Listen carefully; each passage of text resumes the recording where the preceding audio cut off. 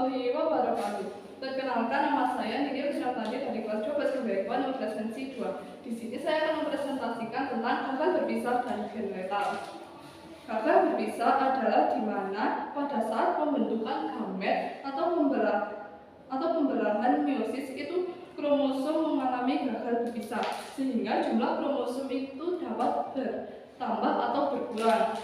Gagal berpisah ini bisa terjadi pada meiosis 1 ataupun pada meiosis 2.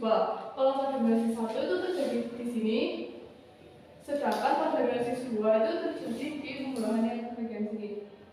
Nah, kalau meiosis 1 itu nanti sel kan menghasilkan 4 sel. Nah, nanti itu yang 2 selnya itu akan mengalami penambahan jumlah kromosom, jadi N+1, N+1. Sedangkan 2 sel yang lainnya itu mengalami kekurangan kromosom N+1, N+1 karena kan tadi gagal berpisah, jadi ketambahan yang di sebelah kanan. Kalau yang meiosis 2 itu hampir sama, cuma terjadi gagal berpisahnya itu dari bagian ini, sehingga ada satu sel yang jumlah kromosomnya itu N+1 tambah 1, ada yang kekurangan 1, dan yang 2 lagi itu jumlah kromosomnya normal. Lalu gagal berpisah itu ada 2 macam. Yang pertama ada aneuploidi. Aneuploidi adalah peristiwa perubahan jumlah kromosom yang hanya terjadi pada pasangan kromosom tertentu. Dapat berupa penambahan jumlah kromosom atau pengurangan jumlah kromosom. Nah, aneuploidi ini dibedakan menjadi 4. Yang pertama monosomi. Jadi kromosomnya berkurang 1, nulisomi kromosomnya berkurang 2, trisomi kromosomnya bertambah 1, dan tetrasomi kromosomnya ditambah 2. Lalu yang kedua itu ada euploidi atau poliploidi.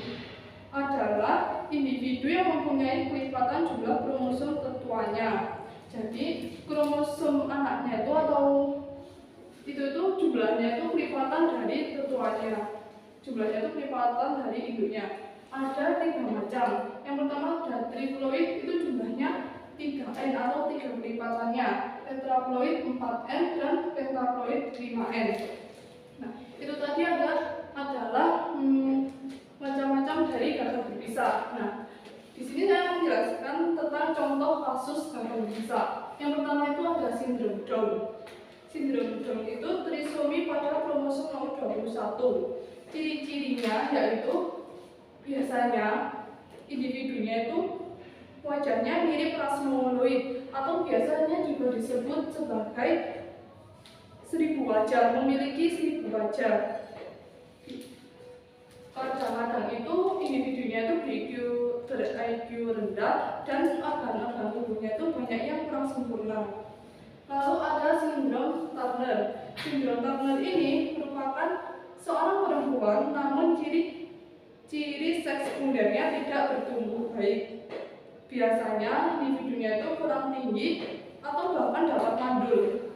Lalu yang ketiga ada sindrom Jacob. Sindrom Jacob ini trisomi pada kromosom seks 44A plus XYY.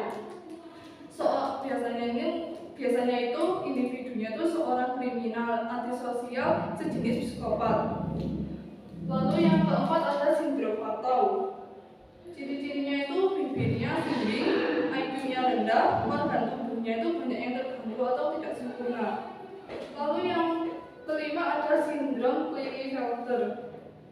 Sindrom ini itu tuh hampir mirip sama dengan sindrom Turner. Cuma kalau sindrom Turner itu kan tadi terjadinya pada perempuan. Kalau sindrom Klinefelter itu terjadinya pada laki-laki. Jadi ciri seks sekundernya itu tidak dapat berkembang dengan baik atau hormon laki-lakinya itu kurang. Jadi biasanya itu individunya itu kurus dan tingkahnya itu gemulai atau sedikit cewek-cewek gaji biasanya. Lalu yang terakhir itu ada sindrom Edward. Sindrom ini trisomi pada kromosom nomor 18. Ini tuh mirip sama dengan sindrom Patau. Bedanya itu kalau sindrom Edward itu tuh trisomi pada kromosom nomor 18, sedangkan sindrom Patau itu trisomi pada kromosom nomor 13. Selanjutnya di sini saya akan membahas tentang gen letal.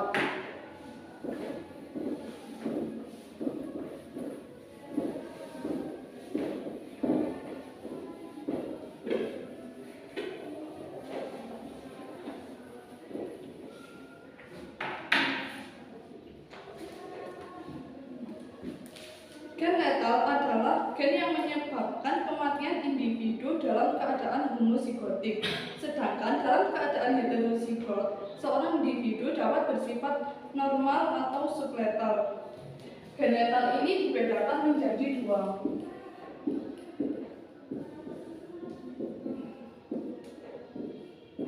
Yang pertama itu ada gen letal dominan.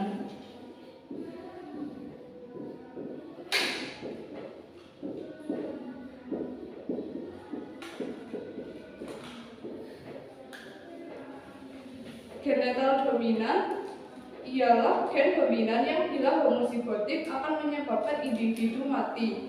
Contohnya yaitu pada gen letal ayam kriper, gen letal pada tikus kuning, penyakit Huntington, brachydactyl atau jari-jari pendek. Nah, contohnya dari gen letal dominan itu ceritanya kayak gini. Misalnya itu tuh ada sepasang pasangan yang menikah. Keduanya itu merupakan penderita thalassemia minor. Nah, keduanya itu kan jadi memiliki genotip TH besar, TH kecil, menikah dengan TH besar dan TH kecil juga kan. Kedua pasangan tersebut kan menderita thalassemia minor. Jadi keduanya memiliki genotip yang sama kayak gitu. Nah, selanjutnya mereka menikah. Akhirnya keturunannya itu dapat ada yang mengalami thalassemia minor dan menyebabkan kematian. Jadi kalau mereka menikah itu yang pertama kan memiliki genotip TH besar, TH kecil, menikah dengan yang memiliki TH besar dan TH kecil juga. Nah, ini kita silangkan.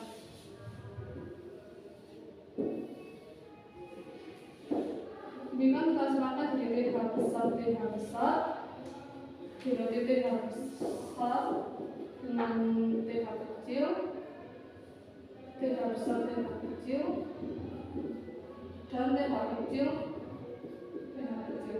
Nah, nanti yang mengalami kematian yaitu pada genotip TH besar ini. TH besar itu adalah thalassemia mayor.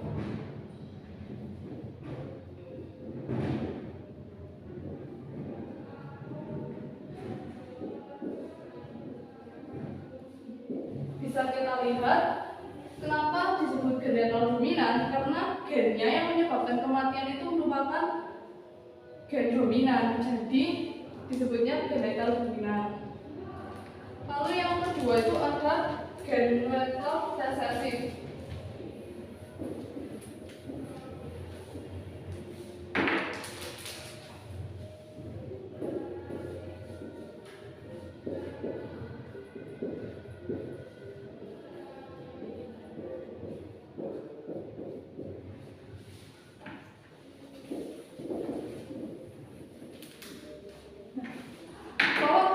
Resesif ialah gen yang dapat menyebabkan kematian individu dalam keadaan homozigot resesif. Jadi gen resesifnya itu yang ini, kalau ini kan yang dominan yang dapat menyebabkan kematian. Nah, kalau resesif itu, kalau gen resesif itu jadi gen resesifnya yang menyebabkan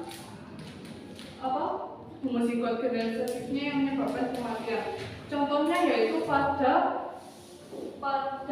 gen resesif letal pada tanaman jagung. Di sini ada jagung yang memiliki genotip G besar, G kecil. Itu tuh disilangkan dengan tanaman jagung juga yang memiliki genotip yang sama, G besar, G kecil. Nah, kalau disilangkan itu kan nanti yang satunya kan punya genotip G besar, G kecil, yang satunya juga punya genotip G besar, G kecil.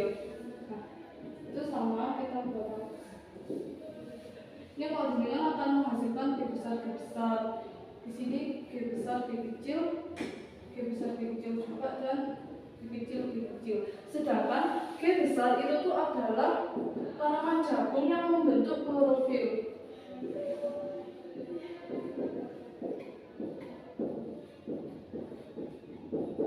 Sedangkan G kecil adalah tanaman jagung yang tidak dapat membentuk klorofil.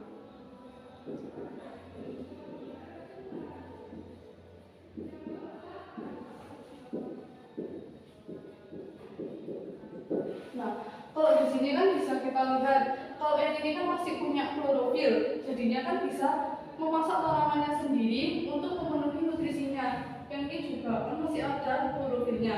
Tapi kalau yang sudah memiliki genotipe kecil, itu kan nggak memiliki klorofil, warnanya cuma putih. Nah, jadinya tanaman jagung ini tuh nggak bisa memasak makanan sendiri atau tidak bisa melakukan fotosintesis, sehingga kalau sudah tidak bisa memenuhi nutrisinya sendiri, jagung tersebut akan mati, lama-lama itu akan mati. Nah, itulah perbedaan dari gen letal resesif dan gen letal dominan. Kalau gen letal dominan yang menyebabkan kematian adalah homozigot dari gen yang dominan, sedangkan gen letal resesif yang menyebabkan kematian adalah homozigot dari gen letal resesif. Itu tadi adalah presentasi saya tentang dapat berpisah dan gen letal.